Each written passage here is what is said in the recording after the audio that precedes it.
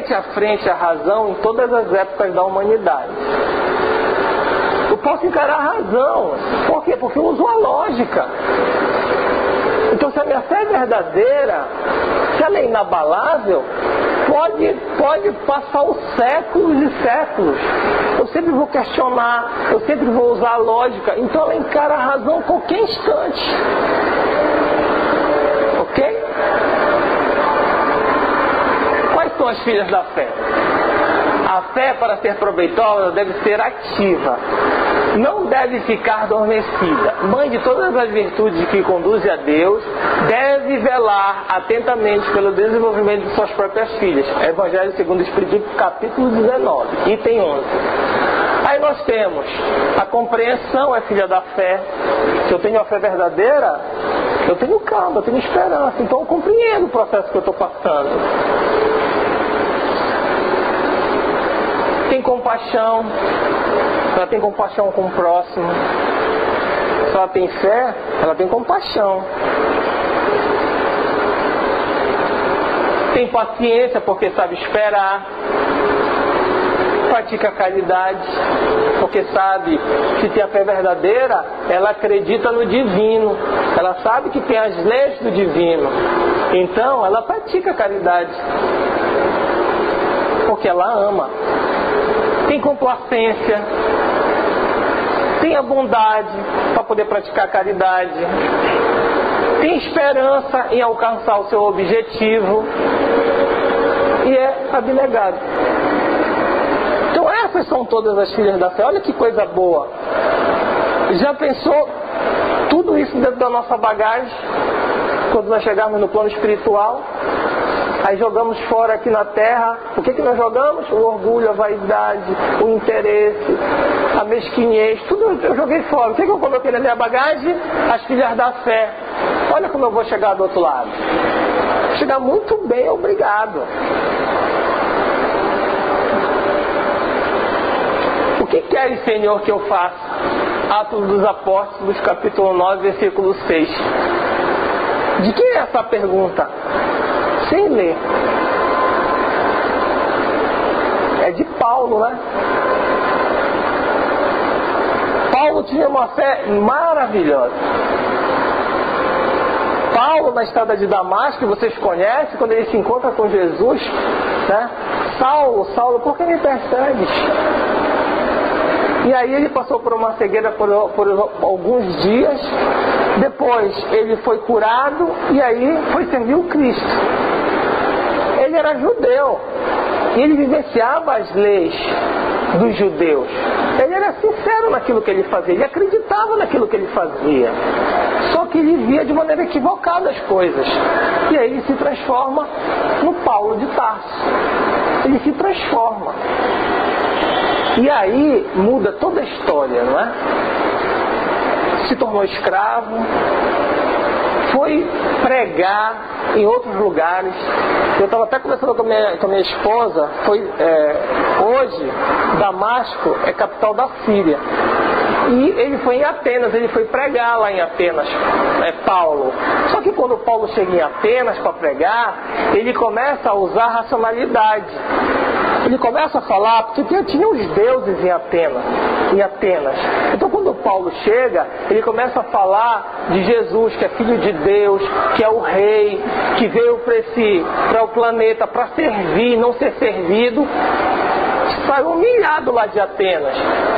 Como é que esse rei, filho de Deus Todo-Poderoso, ele vem servir? O pessoal não gostou desse Deus não, desse Jesus não.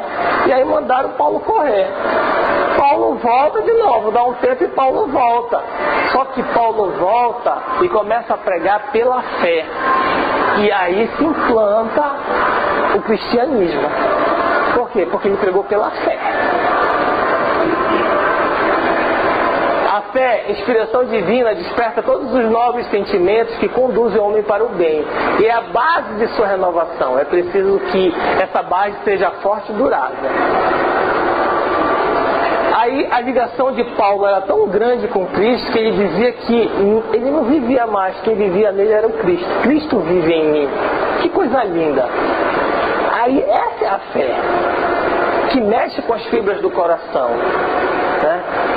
Cristo vive em mim, eu não vivo mais, Cristo vive em mim. Que coisa maravilhosa.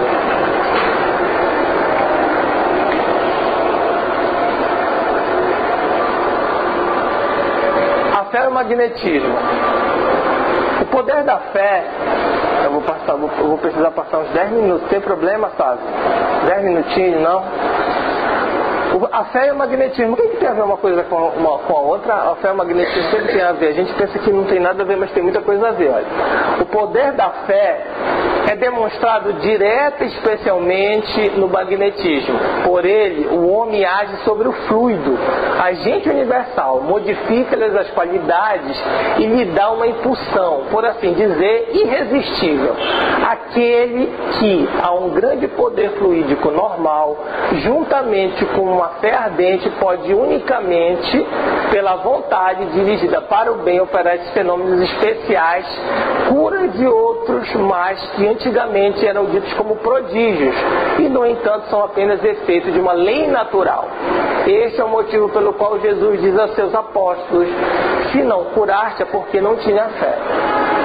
Então veja só, esse fluido universal é um fluido entre o espírito e a matéria.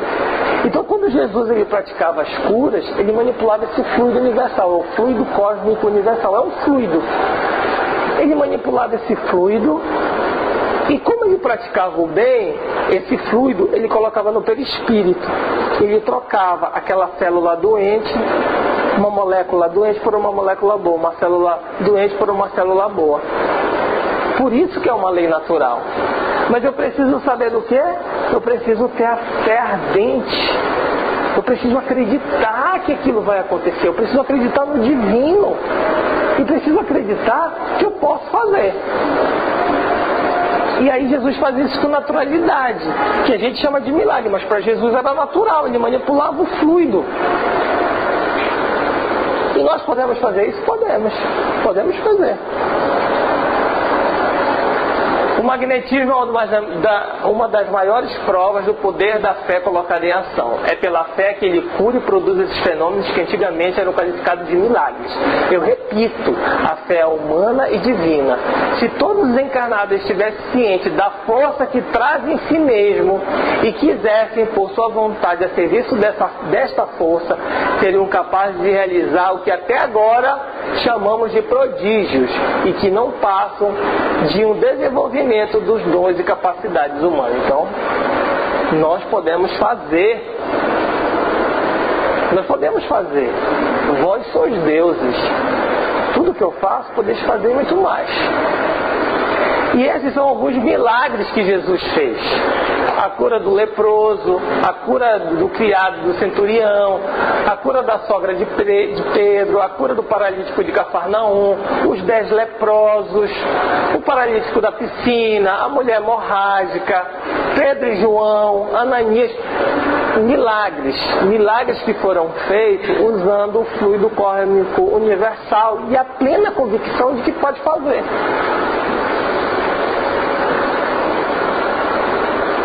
Não tem um videozinho? É agora ou depois? Depois. Nós temos aí, um milagre. O Cristo que realizou milagres verdadeiros mostrou por esses mesmos milagres que o homem, quando tem fé, a sua vontade de querer, ele... Lembra dessa... Que passagem é essa? É a mulher hemorrágica, né? Que ela acredita firmemente que se ela tocar na veste de Jesus, ela se cura. E aí ela conseguiu o feito. O que vocês dizem disso? Faz por ti que eu te ajudarei. O Sírio está aí, é fé. Eles acreditam firmemente, as pessoas acreditam firmemente que podem conseguir através disso. A fé é latente.